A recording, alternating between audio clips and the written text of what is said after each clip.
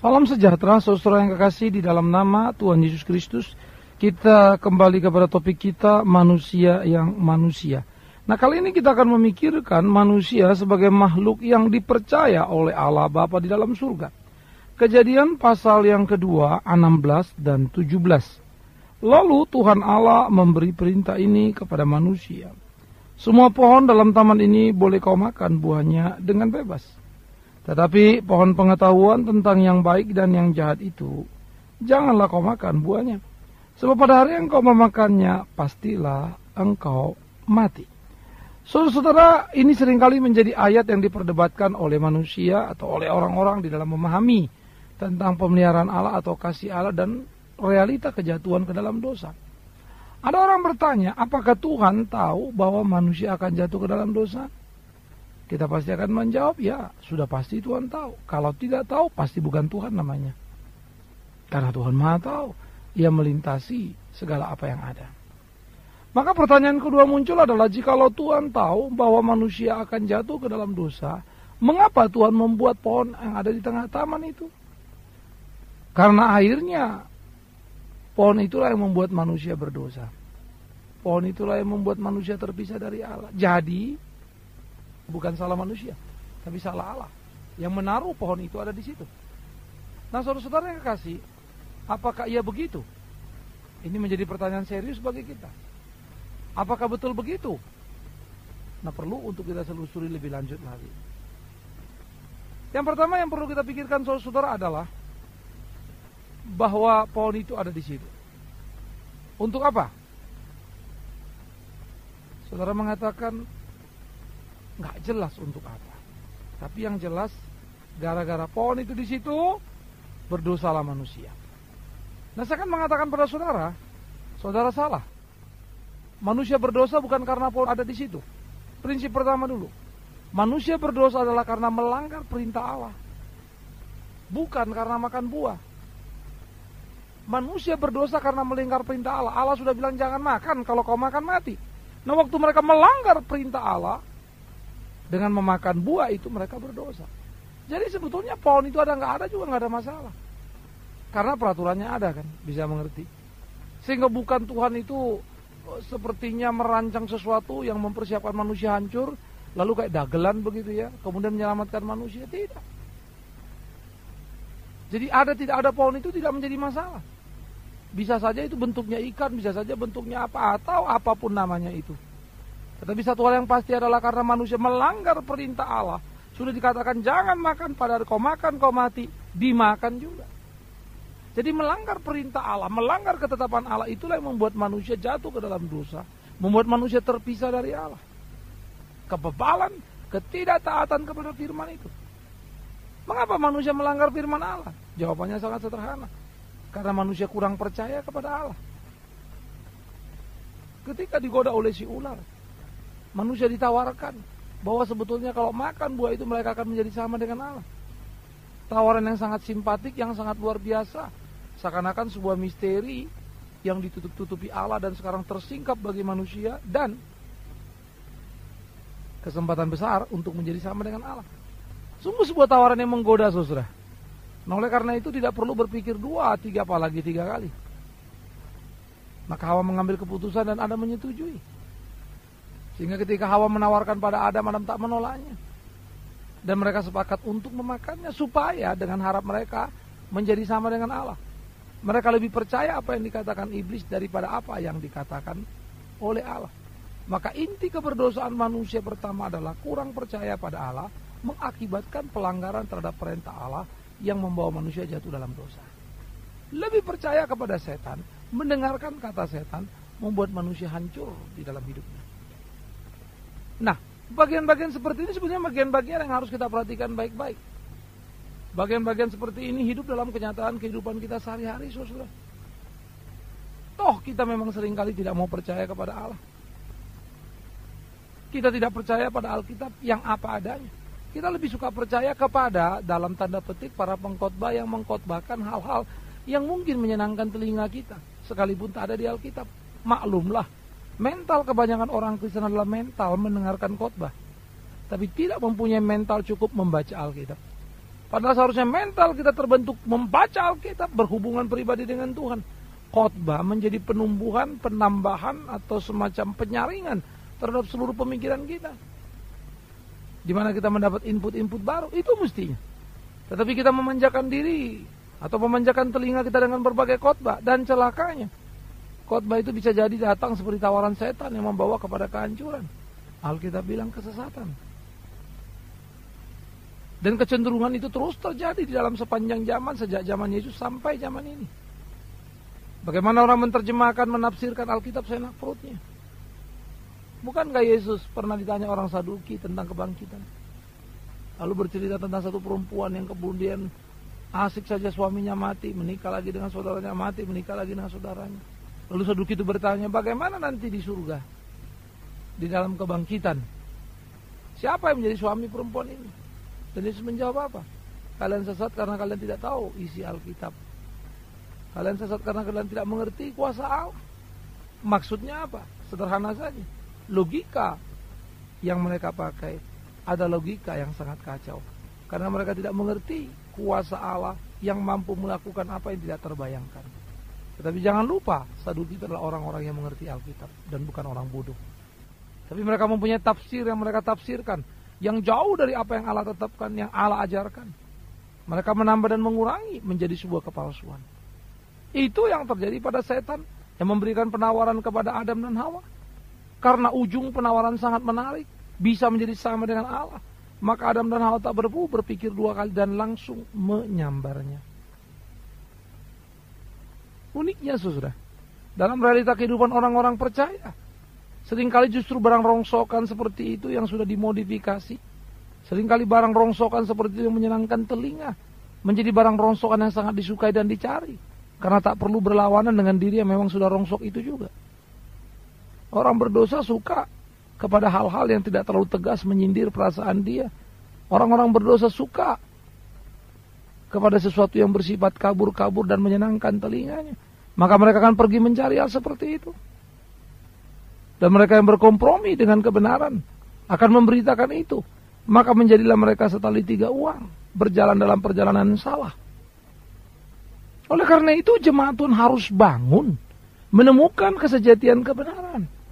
Jangan mencari penawaran-penawaran seperti apa yang ditawarkan si setan itu kepada Adam dan Hawa. Sehingga tawaran itu sepertinya satu tawaran berhikmat, sepertinya sebuah tawaran yang memberikan pencerahan, sepertinya sebuah tawaran yang sangat maju dan kita mengambilnya. Hasilnya kemudian hancur, lulanta, tak karu-karuan. Karena itu, saudaraku yang kekasih, kejatuhan manusia ke dalam dosa yang dulu, sekarang, dan kapan saja, hanya pada satu titik, melanggar perintah Allah. Memang wujudnya adalah pohon dan buahnya itu. Tapi bukan karena itu mereka jatuh dalam dosa. Tapi karena mereka tidak percaya pada Allah, melanggar perintah Allah. Maka diaktualisasikan menjadi wujud perlawanan mereka.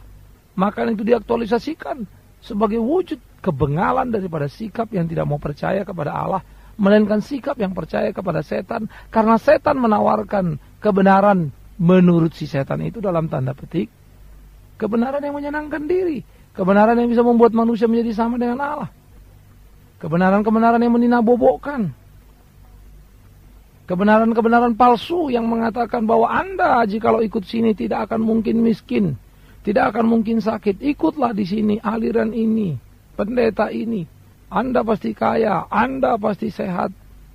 Dapat dari mana itu ayatnya? Bacalah, tidak ada. Tapi kemudian tawaran itu sudah pasti dan sudah jelas, dan jujur saja kita mengaku menyenangkan sekali. Siapa yang gak pengen kaya, siapa yang gak pengen sehat? Maka berbarislah panjang barisan mendaftarkan diri untuk menjadi pengikut supaya bisa menikmati fasilitas yang disediakan Tuhan itu. Panjang sekali antriannya karena tawaran sangat menyenangkan telinga. Tapi apa yang terjadi? Tuhan tak akan pernah senang namanya dicatat. Tuhan tak akan pernah senang firman-Nya diubah-ubah seenak perutnya seseorang. Tuhan tidak akan pernah senang firman-Nya diperalat. Tetapi kesediaan hati Tuhan juga meliputi bukan saja para pemimpin yang memperalat, tetapi umat yang mau diperalat pun menjadi masalah. Kalau banyak pemimpin agama mau memperalat umat, tapi umat cerdas tidak bisa diperalat, mana jadi sih? Tapi sayang, jemaat siap diperalat, bahkan menikmatinya. Mereka terjatuh pada perangkap yang salah. Tidak lagi ada keberanian kekritisan untuk menyikapi dan menegakkan kebenaran itu. Saudara-saudaraku, mari kita bangun. Semakin saya merenungkan firman, saya suka mengatakan, semakin saya sadar betapa lemahnya saya, betapa kurangnya saya, betapa tak ada apa-apanya apa yang saya kerjakan di dalam kerangka melayani Tuhan dan melakukan apa yang menjadi kehendaknya.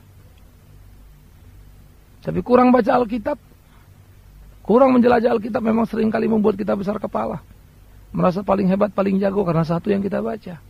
Lalu kita pikir satu pasal saja dulu kita baca, seluruh Alkitab sudah kita baca. Membuat kita tak lagi cerdas, tak lagi cermat untuk melihat keseluruhan apa yang dikatakan Alkitab.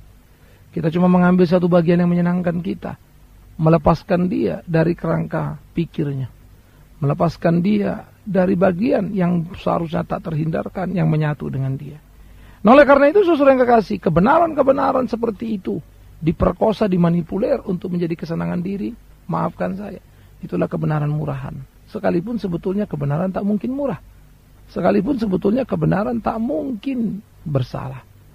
Tetapi tak ada kata yang lebih pas untuk mengatakan bagaimana orang memalsukan kebenaran, sehingga kebenaran itu bukan lagi kebenaran. Tidak benar, karena yang benar pasti selalu bersama dengan Allah. Yang benar pasti selalu tunduk, menyatakan syukurnya kepada Allahnya. Nah, saudara yang kekasih, pertanyaan menjadi muncul lagi dalam kehidupan kita sekarang adalah, bagaimana kita menyikapi keseharian hidup kita supaya sesuai dengan kehendak Dia itu. Itu menjadi penting bagi kita.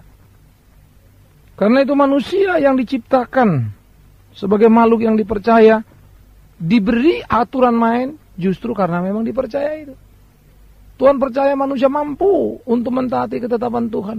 Karena manusia dicipta seturut dan segambar dengan kehendak Tuhan. Karena manusia dicipta dengan potensi yang luar biasa itu. Seharusnya lah, pada tempatnya lah, sudah semestinya manusia itu bersyukur karena dihargai dan dipercaya oleh Tuhan sebagai makhluk yang mampu untuk menerima peraturan-peraturan, ketetapan-ketetapan Tuhan. Anjing, singa, beruang, apapun yang ada di taman itu pada waktu itu tidak pernah diminta oleh Tuhan sebuah pertanggungjawaban pada sebuah perintah yang diberikan. Seperti manusia menerima perintah, jangan kau makan ini, kalau kau makan, kau mati, binasa. Kenapa ditaruh? Kenapa diberi perintah? Karena manusia bukan robot. Maka perintah itu mewujudkan satu proyek yang Tuhan percayakan kepada manusia untuk dijalankan. Sebuah proyek yang dipercayakan oleh Tuhan kepada manusia untuk dilaksanakan. Sebuah proyek yang membuat manusia itu menjadi manusia karena memang berbeda dari ciptaan lainnya. Menjadi ciptaan unggulan, ciptaan yang pertama dan terutama di dalam kehidupan itu sendiri. Tetapi sayang, kepercayaan yang dipercayakan Allah justru disalah mengerti. Kepercayaan yang dipercayakan Allah justru dijungkir balikan, dilanggarnya. Karena tawaran setan dianggap sangat menggiurkan dan menyenangkan. Saudaraku yang kekasih, di dalam hidup ini Tuhan sangat menghargai keberadaan kita.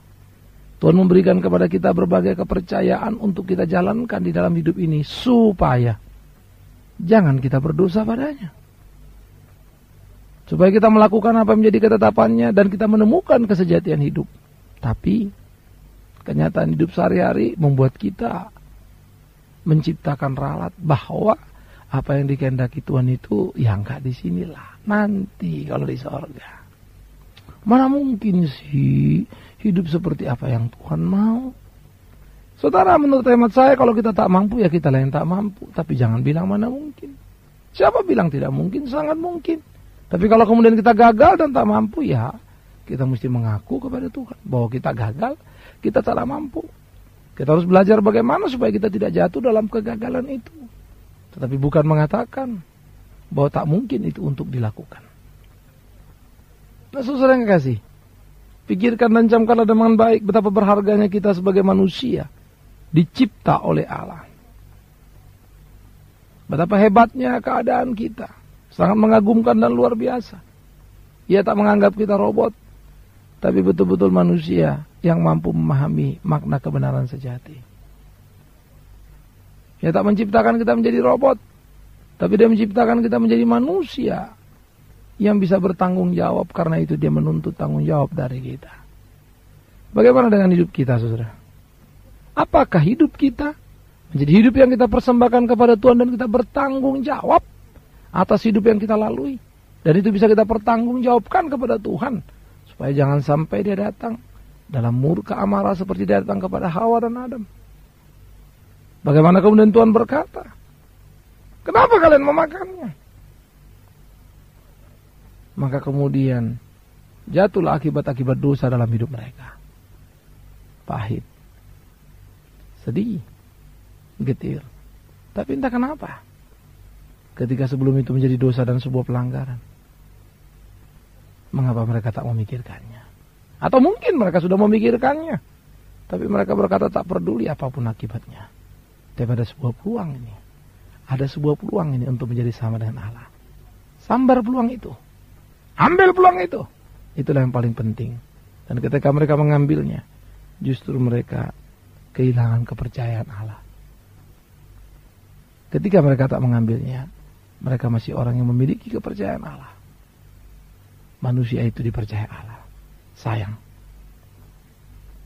satu tindakan meluluhlantakkan segala apapun yang ada di dalam hidup manusia itu.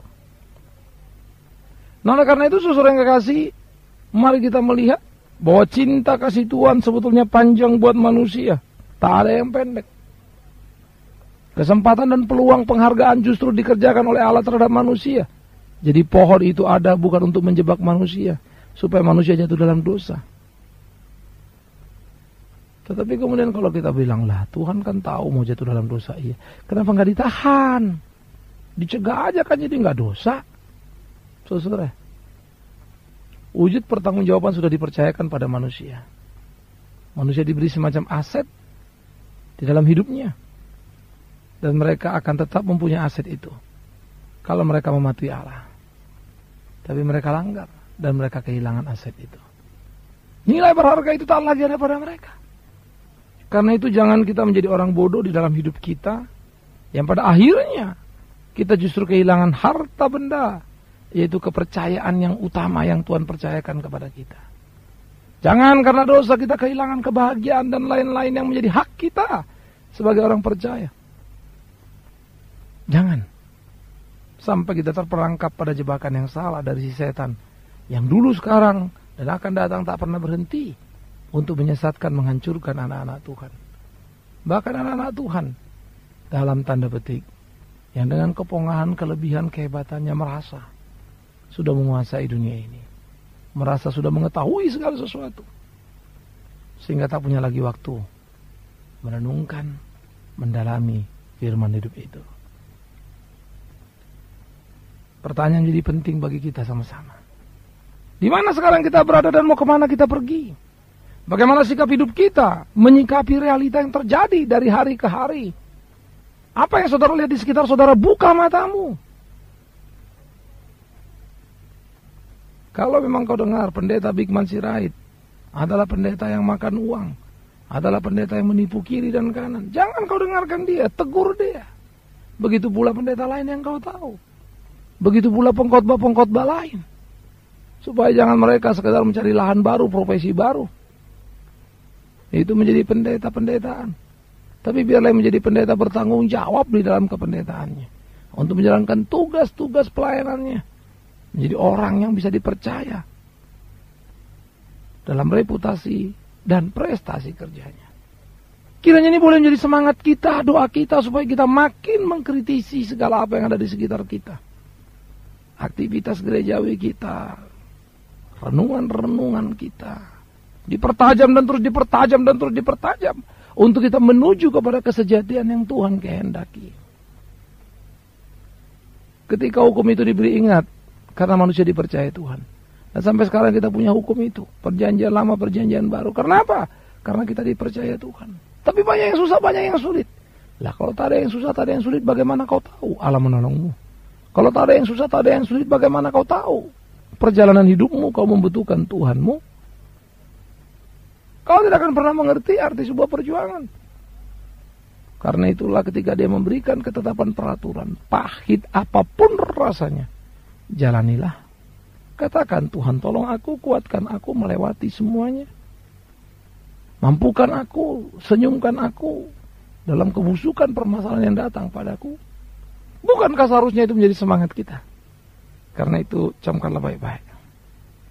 Berdoalah dengan sungguh untuk menjadi laskar-laskar Kristus yang tangguh dalam zaman yang bengkok ini. Majulah sebagai pemenang. Bersukacitalah. Karena Allah akan memberi kita upah yang disediakannya bagi kita. Tapi barang siapa yang menjadi pecundang, tunduk kepala, tak mampu berkarya, kecuali justru menyiasati atau mencemooh atau mengambil keuntungan dari apa yang dikerjakan, maka hancurlah. Pilihan sekarang ada di tangan Anda. Kemana akan menendang bola itu? Tapi tolong ingat baik-baik. Pilihan apapun yang akan saudara buat, tak akan pernah kalau Tuhan tak menyertai. Anda harus membuat pilihan? Yes. Tapi jangan lupa, pilihan apapun yang akan kau buat, tak akan pernah punya nilai kalau bukan Roh Kudus yang memimpinnya. Kalau bukan Allah yang hidup itu yang memimpinnya. Tetapi apapun di dalam keputusan kita yang sesuai dengan kehendak dan ketetapan Allah yang hidup itu, maka bahagialah kita. Kitalah pemenang-pemenang yang penting dalam hidup ini. Karena dipercaya manusia diberi ketetapan Allah, hukum untuk membuktikan bahwa manusia adalah manusia yang memang layak dipercaya. Sayang, kepercayaan yang Tuhan berikan disalahgunakan. Sekali lagi, bagaimana dengan saudara dan saya? Jangan-jangan kita juga banyak menyalahgunakan kepercayaan yang Tuhan berikan dan tak pernah mengerjakan apa yang Tuhan kehendaki. Jadi Tuhan menolong kita, Tuhan memimpin kita dalam setiap langkah kita. Biarlah nama Dia dipermuliakan. Amin.